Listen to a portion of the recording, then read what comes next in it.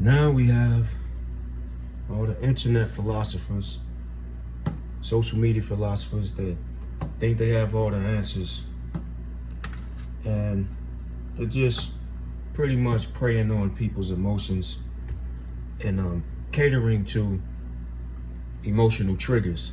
So getting you triggered in order to boost their following and views and likes, things like that. So you got the men.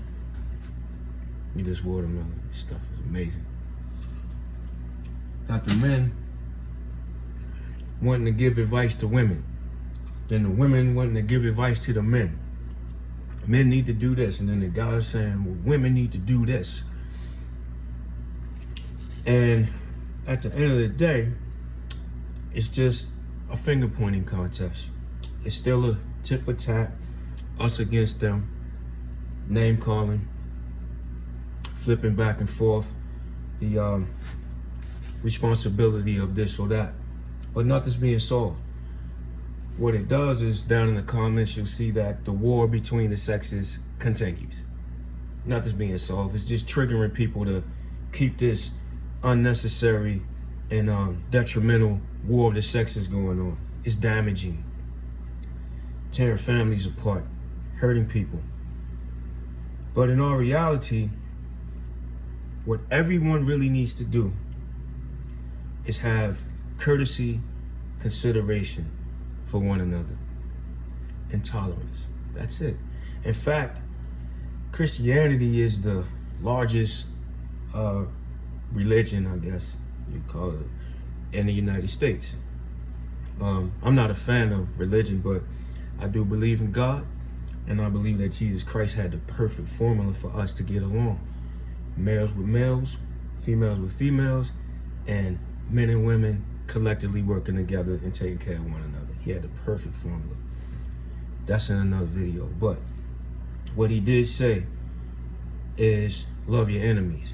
And love your enemies doesn't mean hugging and kissing them. It does not mean that. That would be ridiculous. What he's saying, if you understand the original text that this stuff was spoken and written in, love has many factors, one of which is tolerance. What Jesus was saying is that you're gonna have to be able to put up with some stuff sometimes and work your way through it. So if he wants you to do that with an enemy, what do you think he wants you to do with a family member, a spouse, your child, or your friend? Sometimes you gotta have some tolerance and find a way to work through things. Don't turn your back on people. Don't lash out at them. No physical violence, no name calling, no talking behind their back, backstabbing them and causing discord between them and someone else by you saying things bad about them, and then other people don't want to deal with them anymore. That's not how we should be doing it.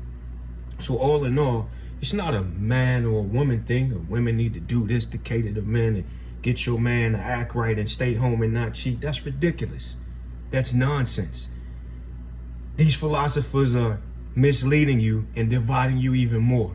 Well, these fake philosophers, you know, they podcast attention whores or whatever, you know, clout chasers. All of us need to do a better job of being courteous and considerate to one another. If we do that, just work on yourself, being able to be a better individual person, and then you put that into your relationships, into your daily dealings, we could do a lot better. All right? Try it out. Let me know what you think. Fellas, when your wife come home tonight and she plucking your last nerve, slow down, take a breather, start rubbing her feet instead of saying, what's your problem? Try it out. Let me know if it works. And vice versa. Ladies do the same thing. Fellas like foot rubs. All right, whether you know that or not. All right. Peace. God bless.